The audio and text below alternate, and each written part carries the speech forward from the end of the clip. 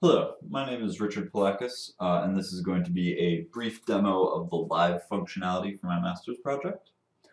So for a brief introduction, I had three main design goals when developing this program.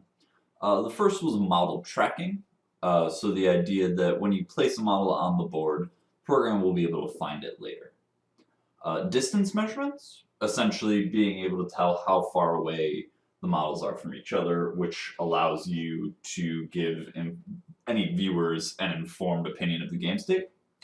And then similarly, line of sight. So there are terrain elements in the game that can hinder how far your models can see, and that information is useful for any form of announcer. So to get started, we're just going to go in and we're going to say we're going to observe a game.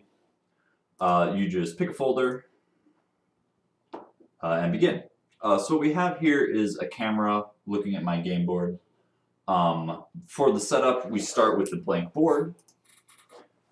Next, we place a template on the board.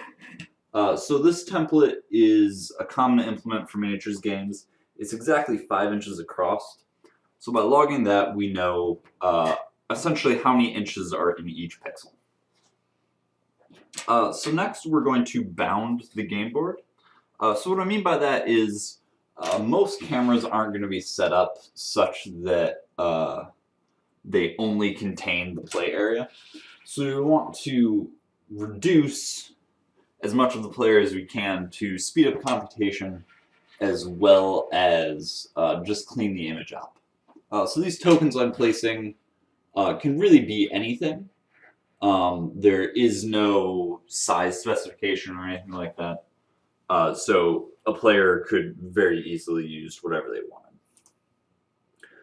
So now that the image has been bounded, you can see it shrunk down a little bit. Now we place any scenario elements. So in these games, quite often there is, for instance, an area that you're trying to gain control of. But these scenario elements don't affect things like line of sight. So we need to place them before we place any of the terrain stuff because it affects the image. So at this point, we can throw down some terrain. I'm going to throw down a giant rock, a forest, scrap of water. So in this game, rocks will fully block line of sight, forests will partially block it, and then water doesn't block line of sight at all. So at this point, we have the board set up. So the first thing we need to do is we need to define this terrain. The program doesn't know essentially what it is at this point. So this rock is an obstruction, so we're just going to call it an obstruction. Click there. You'll notice a little bit of area not defined as terrain. That's mostly due to essentially the terrain image difference not being different enough. So then we can add the forest. Notice that one's quite a bit better. And then the water. So at this point now, the game, the state understands that there are pieces of terrain here that might affect line of sight. So you can check line of sight and essentially say, if something is standing here, what can it see? So if we click here, you notice it blocks line of sight from the rock, and it blocks a little bit into the forest. This is due to rules saying that you can see up to 3 inches into the forest. So this line right here is about the 3-inch mark.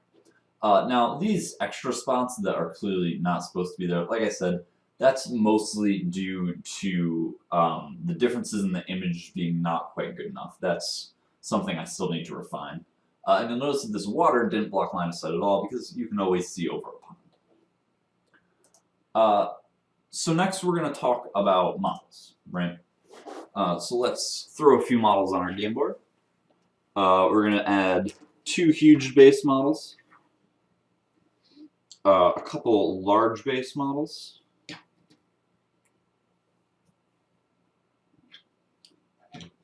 a couple medium base models, and a small base model. Okay, so what we're going to do here is we're going to label some models. So for instance, this is the AFG. and this is the throne. There are two huge base models. So now I have this model listing over here. I can click on it, and it'll highlight that model. It's pretty good. So for instance, if I'm highlighting that, and I cover it, it disappears from the list. And if we bring it back, it shows back up in the list. So that actually works pretty well. Unfortunately, at these smaller base sizes, my tracking is nowhere near. So for instance, we can have a large model, and you'll notice it finds it right there. However, you'll notice this circle blinking, scooting around a little bit, and occasionally moving to a completely different section of the board. This is because the identification function is essentially struggling. That is smaller enough that it's hard for it to find that model again. And unfortunately, it gets even worse the smaller we get. So we can add this guy, and that circle jumps all over the place. And then the smallest size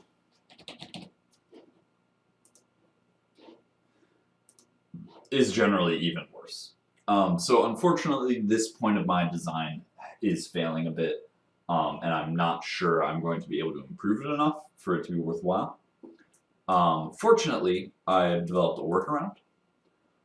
So in this mode, the select model mode, I can just say, I want to look at this small base, right?